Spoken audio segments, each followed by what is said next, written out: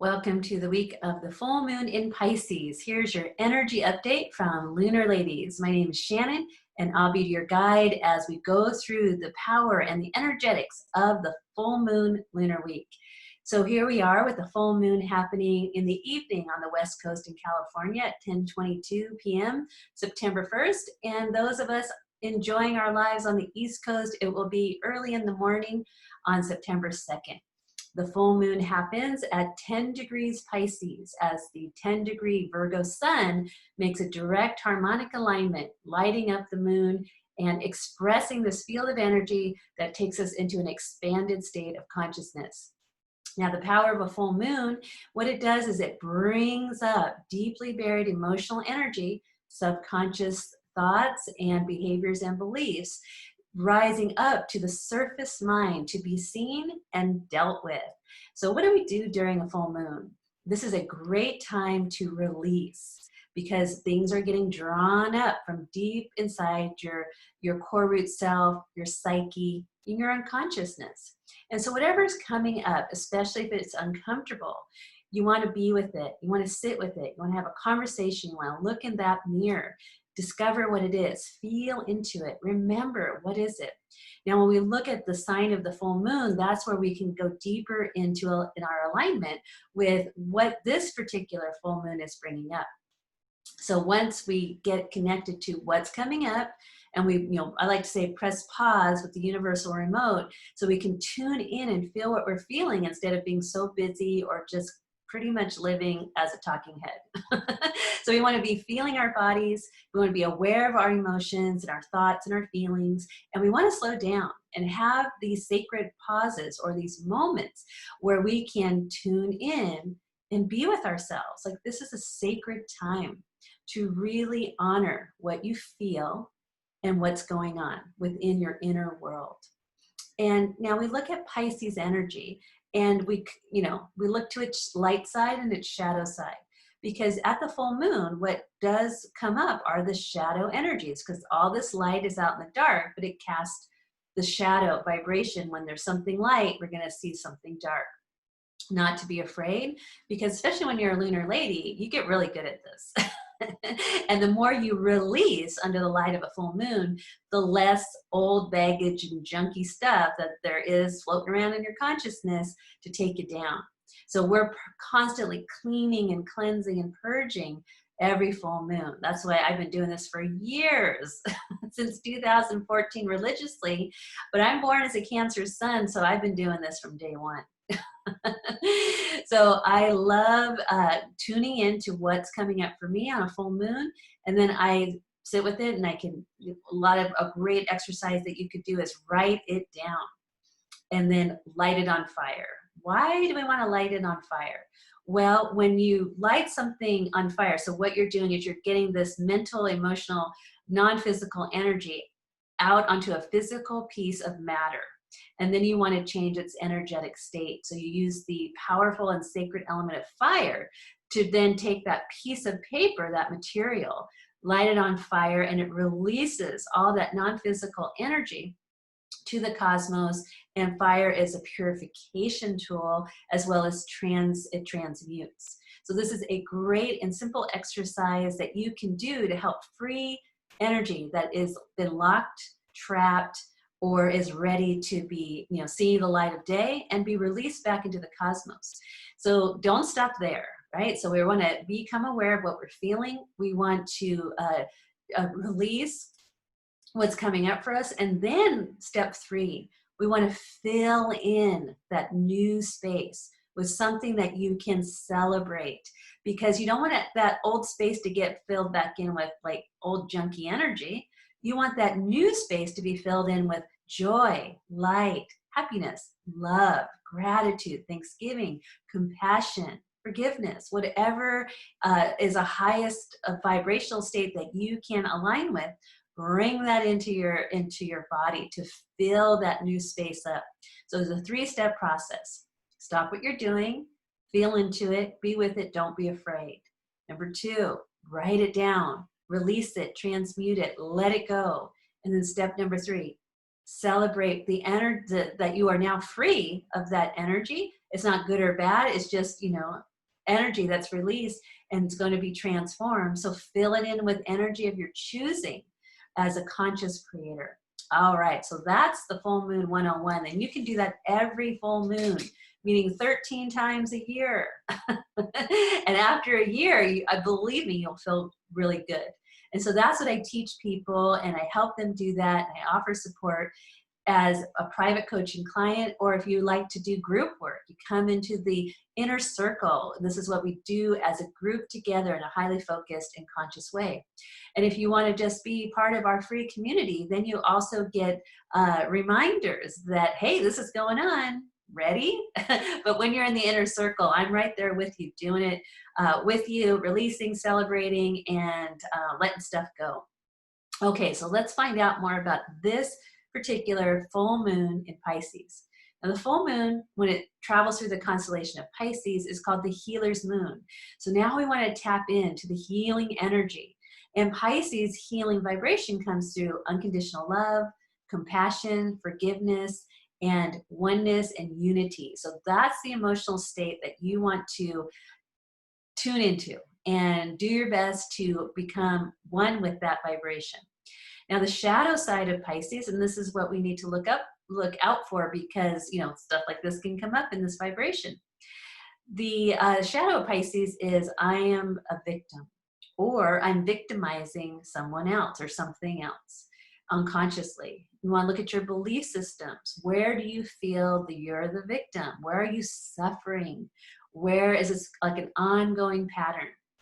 What are the beliefs that you hold about lack, limitation, suffering, woundedness, right? That's the dark side of Pisces. It's also about imprisonment and about illusion.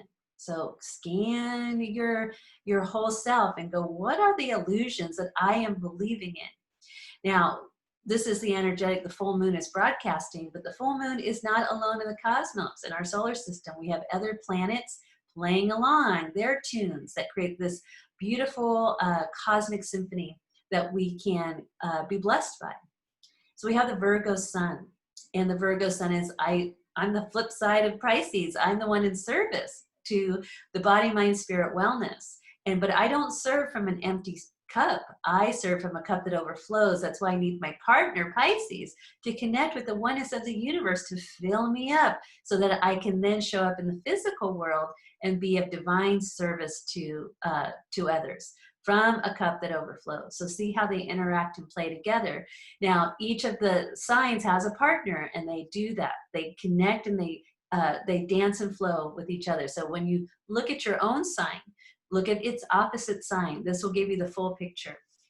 And under a full moon, everything's in an expanded state. So we have to bring in the sun and the moon, because that's creating the field of a full moon. And then we look at those two signs, Pisces and Virgo, and we act accordingly with the information that we know about Pisces and Virgo. This is all that you learn, all of this in the inner circle. It's great. So then your next step is get your natal chart out, find your Pisces and Virgo ruled houses. This is where it's happening. Right here, right now, the cosmos and you, right here in a conversation. And so dive deep into your astrology. Now, I help people one-to-one be able to do this by learning their chart and then putting it into action. It's not one thing to get a reading and, oh yeah, I had my chart read. That's awesome. But I like to make it a living document, and it's a blueprint for my life, and I utilize it daily. And I like to helping other people learn how to do that. And I have a very friendly, approachable, easy style that takes complicated information and breaks it down into your ABCs and your 1, 2, 3s. And you can actually do this and live accordingly in a much more sound and higher vibrational way. Okay, so now we got the sun and the moon, and then we've got the other planets. We've got Mercury, we've got Venus, we've got Mars. And so we're going to backtrack just a little bit because of the moon's placement in Pisces with Neptune. Neptune starts to come into a weak conjunction. It's about 9 degrees away. And so what Pisces helps us with is power of discernment and to recognize illusions when we see it. Now here, Mars is going to come in Aries with the power of Lilith and the goddess of discord, Eris. Now, Aries is after Pisces. So Pisces energy, the moon and Neptune are a balsamic phase to Mars, Lilith, Eris, and Aries. So they're coming in with a lot of psychic power to the Mars energy. And Mars says, give me all that you are connecting with and becoming aware of, and I'm going to put it into action. I'm the spirit warrior. And so Mars says, hey, I want you to have discernment, right? We're getting a lot of collective noise in our space saying, choose a side. And that when you choose a side and you go into the extreme, and then you find yourself in a dual experience, duality. And there's really no answer there. There's not a lot of solution in this or that, yes or no, dark and light. You know, you're just going to get caught up in that duality structure, which doesn't really have an end. It's on and on and on. But you want to go into, Mars says, hey, wait a minute, I've done duality. I want to, who am I? Who am I in all of this? So you come together, and what's the third option? And Mars says, have discernment, make up your own mind. Listen to what is your passion. If you are so into being on one side of a spectrum and you're very passionate about it, what you want to do is have some balance. Take a look at the other side. What are they passionate about? And maybe, just maybe, both sides are passionate, possibly at the root, about the same thing. So what are we arguing for? So that's the higher road of Mars. End the argument. Don't take sides in that way. Find your passion, look to the other side, and where the full moon is in the human design gate of number 37. It's called friendship. This is the most community-oriented of the gateways in the human design modality. So we want to utilize and tap into that energy of community. What brings us together, right? And how we can actually find a communal place in which to say hello to one another is let one another see the other side. Stop making everybody, or oh, if you believe this and the other side's the enemy, right? That's the victimizer consciousness. That's the illusion of the Maya. That's what the full moon wants to dispel or break the spell of that throughout humanity. And so how that happens is it starts with each one of us waking up and being enchanted by something higher, which comes from more of a consciousness of divine love, unconditional empathy for self and others. And here we come with the 27th lunar mansion. It's called the mansion of the guru. And this is not saying go find a guru. This is saying you are the guru, right? Wake up to your inner divine self. Be your own guru. Listen to your body. It will give you discernment of what is the truth, right? Because we've got lots of narratives floating around in our earthly environments. We have lots of agendas floating around, not just in the 3D physical world. There's fourth dimension, wizard chess, there's fifth dimension, and on. There's a lot going on. So as human beings, we've got to be grounded, boots on the ground, grounded, paying attention, and doing the axis mundi, aligning with our higher soul self, calling for divine assistance if you need it through angels, guides, power animals. We're all in it to win it, one another. And so the gate 37 says, really, this is about friendship. Friendship. Let's get back to the basics, because as things shift and change, we're going to have to be here for one another and to help one another, especially, when we have natural disasters, like that gets people clicked in really fast to being really the true blueprint of a human being, which is, I am here for you. How can I help, right? That's the true nature. I'm a steward of peace, a steward of the earth, a steward of, love. That's our core root nature. That's what's floating in our baseline, in our genetic makeup.